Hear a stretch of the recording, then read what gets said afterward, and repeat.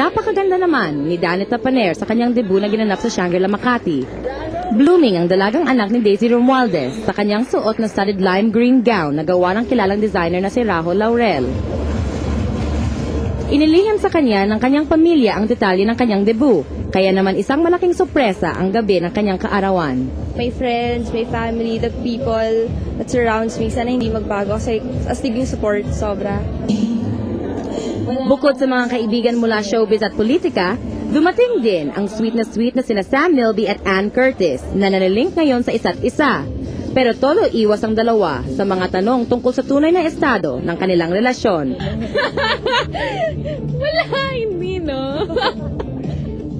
Matapos ang okasyon, nag-alisa na ang mga kasama ni Ann at Sam. Pero sweet na naiwan ang dalawa.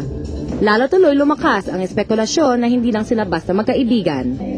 Ginger Conejero, Patrol ng Pilipino.